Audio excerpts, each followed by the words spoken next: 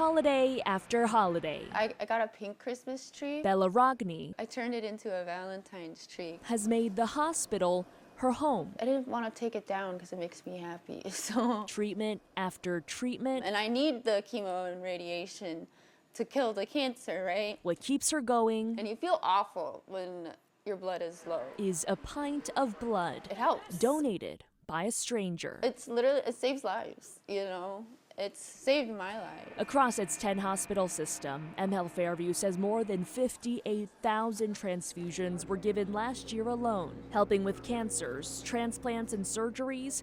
The process to change patients' lives often starts just out their window. Do you feel comfortable? Yeah. Okay. The Bloodmobile is at MHealth Fairview Masonic Children's Hospital. It makes me feel a little bit good on the inside. Jay Levon is here to give blood and a bit of his time before work inside the hospital. People need blood. Obviously, we see it up there as well. And you always see that they're short on blood. Once Jay leaves, his supply joins others at the Memorial Blood Centers in St. Paul. There's a lot, yeah. Phil Losacker takes us to the fridge. Yeah, this is a unit of O positive blood. Everything here is tested for any diseases, confirming it's safe to give. And this is hospital services. They're in charge of both picking up blood at blood drives in our donor centers and then distribution of those products to our hospital partners.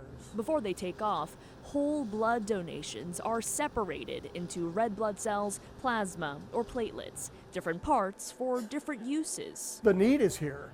We need to meet the demand of our local hospitals. Back at Masonic Children's Hospital, So this is our blood bank lab. program manager Kayla Fahey-Arndt says daily shipments can serve hundreds of patients. She makes sure the blood they need is the blood they get. So you'll see we have all of the blood that we could test and match up for patients in the fridge by blood type. So O neg, O pos, O neg, A pos, A neg. For every gift tagged with a green heart, patients can tell their donor stories like this. Without people like you donating blood and platelets, my wife may not be here. That's gratitude Thank you. upon gratitude. I would say thank you. When one person's blood travels to another person's heart. In Minneapolis, Michelle Beck, KARE 11 News.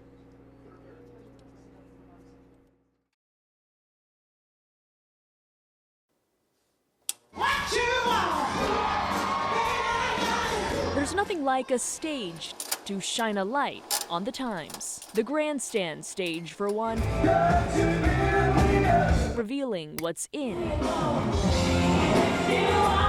and who's who, tracking every era It was actually built initially for horse racing. of American pop culture. Dan Patch, he would be the Taylor Swift of the 1900s. More on T Swift in a moment. For Renee Alexander, Yeah, it really is. I think it's all about a gathering place. the grandstand's been there for every life stage, too. The first grandstand performance I ever saw was my first concert ever. Since that summer of '85, Renee became an intern at the state fair. And fast forwarding to now, the fair's CEO. Yet she still books performers herself, teasing acts this August like Blake Shelton. Yeah, the boys round here drinking that ice cold beer. Chance the Rapper, I got muscles like Superman trainer. Hey. and Ludacris with T-Pain.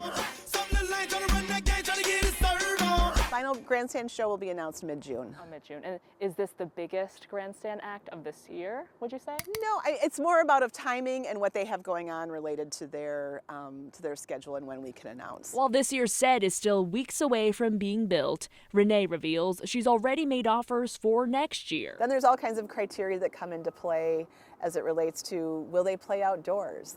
Are they touring during our 12 days? We're pretty well locked into that time frame. Will Taylor Swift ever be a grandstand performer? Oh gosh, I don't, several years down the line, you never know. Well, according to the archives, the 14-time Grammy winner did grace the fair in 2007. He's the reason for the teardrops on my guitar. Teardrops on My Guitar had just made her a rising star. They wanted to add this new artist to the bill. They wanted to add this young woman named Taylor Swift.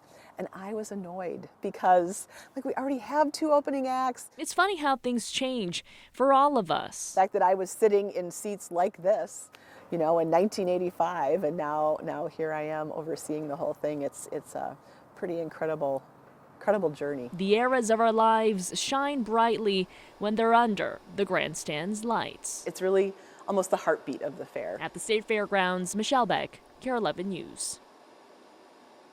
With destinations like the Mall of America, MSP Airport, and so many jobs, the interstate I'm on right now needs no introduction.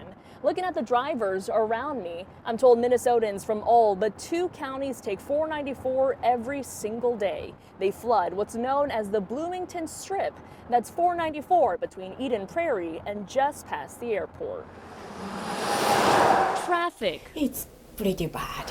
Is always the talk of the office. Because it's so unpredictable right now. But more than workplace banter, this is the job of the I-494 Corridor Commission. Kate Meredith A roads-only approach is not going to work. Is VP of its outreach program, pushing for all kinds of avenues to reduce congestion on the Bloomington Strip. We encourage people, one person at a time, to drive alone less. It does make a difference. Local, state, and even the federal government have poured money into the commission because right here, at the middle of the strip where 494 meets 35W, there's no stat to be proud of. It's the most congested interchange in the state of Minnesota. Correct. MnDOT's Ryan Wilson stands about 1,000 feet from the infamous interchange, getting a new ramp. Connecting northbound 35W to westbound 494. That's the busiest move at the interchange. It's the busiest move in terms of people weaving. It's the move that has the most safety issues. The West Area Manager says there's 1 more year left in this first phase of reconstruction. The solution that we worked on with our partners is to create a more reliable trip. And so we are adding a Easy Pass lane. To add even more Easy Pass lanes, Wilson says the roadwork's second and final phase will start in 2027, ending in 2029. We're going to feel, you know, the increased traffic congestion with the construction. It'll last a while before drivers can mute the noise of traffic in the office. It's always crowded. And on the highway. On I-494, Michelle Beck, KARE 11 News.